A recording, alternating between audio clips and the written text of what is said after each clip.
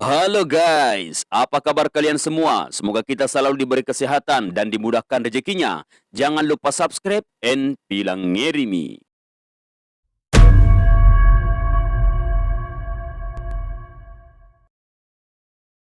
Film ini berjudul Master. Pemeran film ini adalah JD sebagai seorang guru yang suka mabuk-mabukan. Bhavani adalah seorang yang terobsesi ingin menjadi bos pangkalan truk. Dan Das adalah anak buah Bhavani. Film ini akan bercerita tentang seorang profesor yang pemabuk yang punya misi untuk menyelamatkan masa depan anak-anak. Ceritanya berawal dari seorang anak bernama Bhavani yang rumahnya dibakar beserta orang tuanya hingga tewas. Tapi Bhavani justru dimasukkan ke dalam penjara remaja karena amarah yang terpendam. Selama di penjara, Bhavani memukul-mukul tembok hingga dia memiliki kekuatan yang luar biasa. Suatu hari Bhavani kabur dari penjara dan menjumpai orang yang memenjarakan dan membakar rumahnya. Bhavani belum membunuhnya, justru Bhavani meminta agar dia diberi kebebasan untuk menjalani kehidupannya. Seiring berjalannya waktu, Bhavani tumbuh menjadi mafia terkuat dan kemudian membunuh orang yang membakar rumahnya. Dengan sekali pukulan, lawannya langsung tersungkur. Kini Bhavani ditakuti bahkan mengusai penjara remaja. Di penjara itu Bhavani mempunyai anak buah bernama Das yang sangat taat pada Bhavani. Sementara JD adalah seorang guru yang selalu mabuk setiap hari libur. Tetapi JD adalah seorang guru yang tulus mendidik mahasiswanya dan melayani dengan ikhlas. JD tidak disukai oleh jajaran manajemen kampus, tapi mahasiswa sangat mencintainya. Bahkan JD dianggap pahlawan sejati bagi mahasiswa. Di kampus JD punya sahabat baik seorang guru panah. Di kampus itu tidak pernah diadakan pemilihan ketua BEM, karena yang selalu jadi ketua selama ini hanyalah anak menteri. Karena kepala kampus menghindari kerusuhan di kampus itu. Berkat JD yang mempertaruhkan jabatannya dengan menandatangani surat keterangan apabila terjadi kerusuhan, maka JD siap dikeluarkan dari kampus itu. Akhirnya pemilihan ketua BEM terlaksana dan anak menteri kini melawan mahasiswa biasa. Pemilihan dilakukan dengan adil dan dimenangkan oleh mahasiswa biasa. Meskipun kalah, anak menteri itu tetap bersahabat dengan ketua yang terpilih. Tetapi ayah anak menteri membayar preman untuk melakukan kerusuhan di kampus. Karena hal itu, JD terpaksa dikeluarkan dari kampus. Dosen baru yang cantik bernama Charu mengetahui karismatik JD, diam-diam bekerja sama dengan Kapolda untuk memindahkan JD untuk mengajar di rumah tahanan negara remaja. Karena Charu yakin JD bisa membawa perubahan di sana, JD nurut saja dengan Pak Kapolda. Polisi menjelaskan tentang calon tempat baru JD bekerja. Dia mengatakan kalau remaja di sana sangat tidak manusiawi. Mereka buas seperti binatang. Mereka melakukan apa saja yang mereka mau. Mereka semua tenggelam dalam obat terlarang. Namun JD tertidur saat polisi menjelaskan. Saat dibangunkan dia langsung menerima saja untuk berangkat ke tempat itu. Aduh, kebiasaan aneh ya jadi ini guys. Hehehe. Para sipir dan narapidana sudah tahu kalau JD akan datang. Keesokan harinya JD datang ke penjara remaja itu. Hari jadi pertama JD memberi pelajaran nasihat bahwa hidup ini sementara. Selalu lakukan sesuatu yang membuatmu bahagia. Hilangkan semua pikiran negatif dan fokuslah pada mimpi yang baik. Buatlah pikiranmu selalu positif karena itu akan membuatmu berprestasi. Narapidana senang dengan cara JD, tapi Das sangat membenci kedatangan JD. Sore harinya dua bocah kakak beradik mendatangi JD, namun JD tertidur nyenyak. Bocah itu hanya menulis surat tentang keluhannya di penjara itu dan memasukkan ke dalam kantong JD. Saat JD pulang, sipir penjaga pintu memberitahu JD kalau anak-anak di sini selalu tawuran. Tapi JD cuek saja karena JD berkata tugas saya di sini hanya mengajar Pak. Saya hanyalah seorang guru, bukan polisi. Pada malam hari dua bocah itu mengambil handphone Das dan menelpon JD. Namun berkali-kali JD ditelepon, JD tidak menerima teleponnya karena JD mabuk-mabukan lagi. Dua bocah itu ketahuan Das. Das langsung melaporkan pada bosnya yaitu Bhavani. Bhavani datang menemui Das dan dua bocah itu. Das mengatakan kalau dua bocah ini menelpon Master, sang guru yang baru ditugaskan di tempat ini. Bhavani bertanya siapa Master ini? Dia hanya seorang guru biasa bos yang tidak perlu dikhawatirkan. Dua bocah itu sudah ketakutan dan mengatakan pada Bhavani bahwa ibu saya hidup sendiri. Jangan bunuh kami. Kalau ibu kami tahu, maka ibu kami akan mati karena kaget. Karena Bhavani menganggap dua bocah itu berkhianat, Bhavani menghajarnya habis-habisan dan menggantung kakak beradik itu. Besok paginya ketua sipir membangunkan JD dan membawa JD ke penjara. Sesampai di penjara, JD bingung. dan penasaran ada apa ini? Kenapa banyak polisi dan anak-anak berkumpul? Ternyata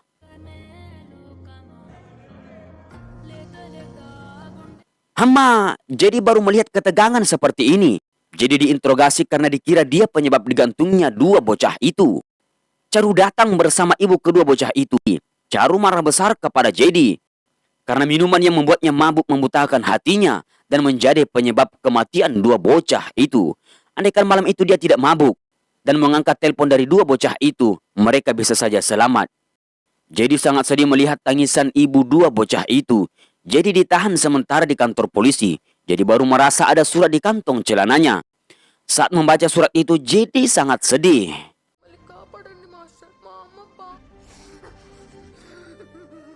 Anak buah Bhavani datang untuk membunuh JD. Mereka menyobek surat itu dan tertawa di depan JD. JD mengambil sobekan surat itu dan marah lalu menghajar mereka habis-habisan.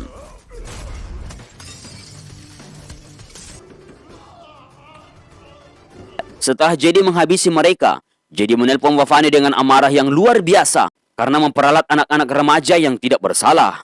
Aku akan mencari dan menemukanmu. Aku akan berdiri di depanmu dan akan membuat engkau merasakan sakit seperti yang dirasakan dua bocah itu. Bhavani menjawab.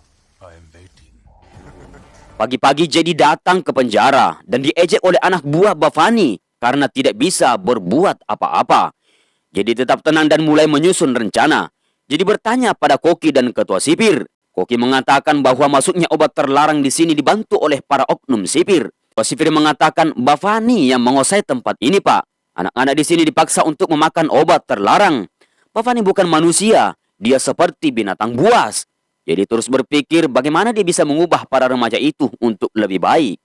Jadi pulang ke rumah dan membuang semua alkoholnya. Langkah pertama yang dilakukan adalah memulai dari diri sendiri untuk menjadi lebih baik. Kemudian JD menemui ibu kedua bocah itu untuk meminta maaf karena merasa bersalah. Besok paginya JD datang ke penjara seperti biasa. JD mengubah penampilan yang lebih rapi. JD lebih tegas dalam mendidik anak di sana. JD melakukan razia terhadap barang mereka di dalam sel. JD menemukan banyak sekali obat terlarang. JD kemudian membakar semua itu di depan mereka. Das dan gengnya semakin marah. Rambut para narapidana dipotong agar terlihat rapi. Das semakin marah karena perlakuan JD. Das melaporkan perbuatan JD pada Bhavani. Das mulai berbuat onar dengan menyiram kuah panas ke wajah Koki karena dia memberitahu tentang oknum sipir yang membantu memasukkan obat terlarang. JD tetap tenang dengan kejadian itu. Keesokan harinya para narapidana melakukan olahraga rutinitasnya, yaitu kabadi. JD tiba-tiba melihat seorang bocah duduk sendiri dan ngobrol dengannya. Bocil itu bercerita kalau dia merasa takut terhadap Das karena bila kalah akan menjadi budaknya. JD memberi semangat bahwa rasa sakit karena takut lebih perih daripada rasa sakit karena tamparan. Majulah dengan berani dan hilangkan rasa takut itu. Bocil itu langsung maju dengan gagah berani menerima tantangan Das. Das mengatakan kau boleh memilih siapapun untuk jadi timmu. Bocil itu membalas, oke, saya akan memanggil seseorang yang akan mengalahkanmu. Bocil itu langsung memanggil. Jadi bermain kabadi satu tim dengan bocil itu. Jadi berhasil mengalahkan tim Das. Tim bocil itu memenangkan kabadi itu. Jadi berhasil menyelamatkan bocil dari penindasan Das. Jadi mulai akrab dengan bocil-bocil di penjara itu. Pada malamnya JD mengumpulkan bocil-bocil yang di penjara karena dipaksa mengakui kejahatan. Banyak di antara mereka yang tidak pernah bertemu dengan orang tua mereka hingga saat ini. Mereka semua disuruh mengakui yang sebenarnya. Kemudian direkam video oleh JD. Video itu akan dibawa ke pengadilan sebagai bukti untuk membebaskan mereka. Pagi harinya Caru perjalanan pulang dari rumah hakim. Tiba-tiba gerombolan preman mengejarnya dan ingin melukai Caru. Caru langsung video call JD untuk meminta pertolongan. JD bingung harus berbuat apa. Tiba-tiba bocil meminta Caru untuk membalikan kamera ke wajah preman itu. Ternyata mereka adalah teman bocil. Bocil meminta mereka untuk pergi. Caru pun selamat. JD heran dan bertanya, siapa kau sebenarnya? Dari mana kau kenal preman itu?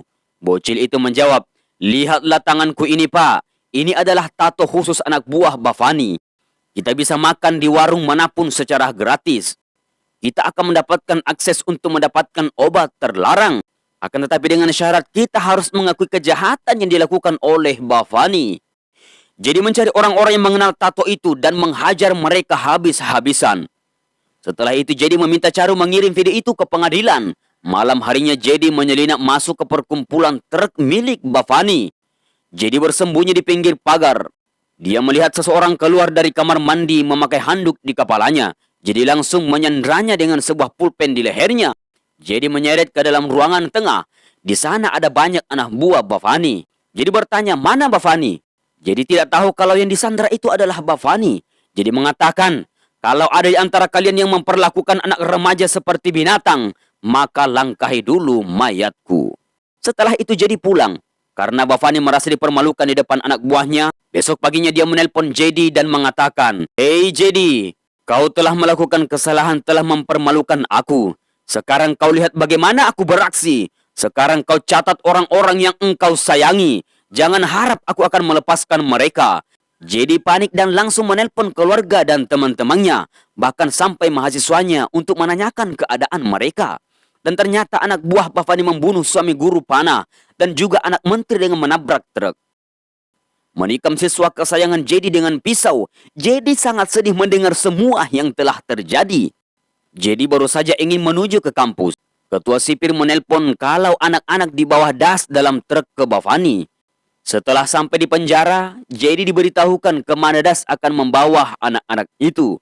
Jedi langsung mengajarnya bersama guru panah yang suaminya dibunuh oleh anak buah Bhavani. Jedi langsung melewati truk Bhavani. Saat berada paling depan, guru panah siap-siap untuk melakukan tembakan. Jedi meminta guru panah untuk mengambil alih setir. Giliran Jedi untuk menembak. Jedi berhasil melumpuhkan truk Bhavani. Das turun dari truk. Jedi marah dan menasihati Das bahwa semua pernyataan bocil-bocil itu akan memberatkan. Bhavani tidak akan disalahkan. Justru kau yang akan menjadi tumbal Bhavani.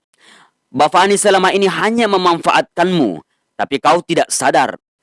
Bahkan Bhavani akan membunuhmu. Setelah itu Das pergi menemui Bhavani untuk menyerahkan bocil-bocil itu. Dan ternyata benar kata Jedi kalau dia akan dibunuh oleh Bhavani. Das akhirnya berpihak kepada Jedi. Jedi bersembunyi di dalam truk. Dan setelah truk dibuka,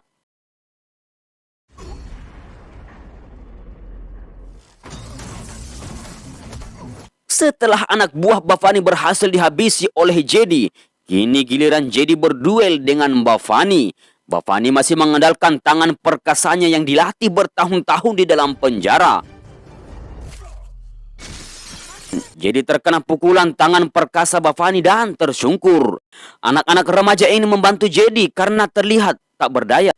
Namun Jedi berusaha bangkit untuk melarang anak-anak itu mengotori tangannya. Jedi tak ingin lagi mereka memegang pisau. Bocil membangkitkan kekuatan Jedi dengan musik gendang, mangkok, perak, dan tembok. Jedi membuka bajunya dan bergoyang. Bhavani melayangkan tangan perkasanya. Tangan perkasanya kesakitan dan berdarah. Saat Das muncul, Jedi meminta untuk menyelamatkan para bocil. Jedi melanjutkan pertarungannya dengan Bhavani. Jedi terus menghajar Bhavani. Bhavani tak berdaya lagi dan merayu Jedi agar membebaskannya. Jedi melempar Bhavani ke gantungan daging sapi hingga tewas. Bhavani digantung persis seperti dua bocah yang digantung oleh Bhavani dan filmnya Chapu.